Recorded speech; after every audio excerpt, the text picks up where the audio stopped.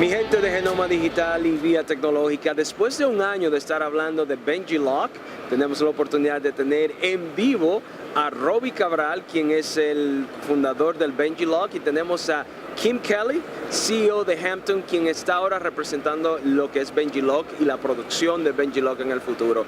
Robbie, gracias por aceptarnos y dejarnos hablar contigo. Tú eres famoso, Robbie. No, que va, mi hermano, y gracias por venir. O sea, me acuerdo yo como hicimos esa entrevista en Skype hace un año, y ahora ya estamos aquí, verlo usted aquí en el CES 2018, un honor, mi hermano. Of course, Kim, thank you very much for allowing us to talk to us today in CES 2018. It's a joy to be with you and with all of your listeners. Oh, yes. Listener, viewers, because we're national television, the Dominican Republic. That's fantastic. So they're going to know about you. And later I'm going to talk about Punta Cana, but you know, that's going to be off the record. It's not between you and I. So, Robbie, tell us about now this new era, when you actually went to Shark Tank. I won't say you won, now you just become something else. What is that else now that you join in this new partners? No, I think the else is more about inspiring other people and entrepreneurs that sometimes if you have an idea, a lot of days are going to be very difficult, but if you pursue it and you have a dream, things can happen, and that's the vision that I had, and I know that it relates a lot with Kim, relates a lot with Kevin from Shark Tank, and look, now we're here, great partnership, and hoping to get this BenjiLock off the record now in summertime. That summertime? So we're talking about 5 months, 6 months from now, right? Yes. In the last 40 days, we've gone through all of the engineering. We've created prototypes that actually work, and we've got locks that the consumer can actually feel and touch, and that's just in 40 days. So we expect to be in market by back to school, which in the U.S. is July and August.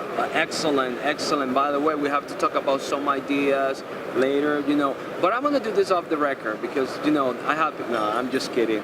You know, I think this is a great idea for schoolers because normally we have a lot of problems in schools with the keys, the combination, and who knows, right? So I think this is going to be a good idea for those schoolers. So where, Robbie, you think this is going to be, I mean, on what market? I mean, is this online? Are you targeting like retail store? What's the idea?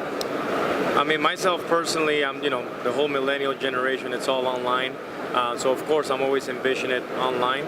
But I do have, with God's faith now and Hampton products, to bring the product to retail.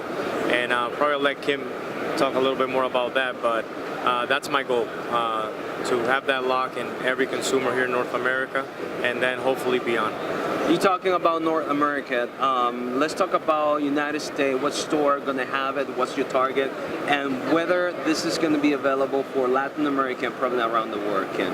We're right now working with a number of different retailers, and we're going to decide which retailers are going to get this product based on who's going to treat it in a way that Robbie and Hampton would appreciate. This is a very special product. It's got to be displayed in a very special way. It will have a $70 retail, which is higher than most padlocks, but this is a very complicated padlock. Robbie's technology is cool, but at the end of the day, this has to be reliable, and it's got to be secure. Correct. And you felt it.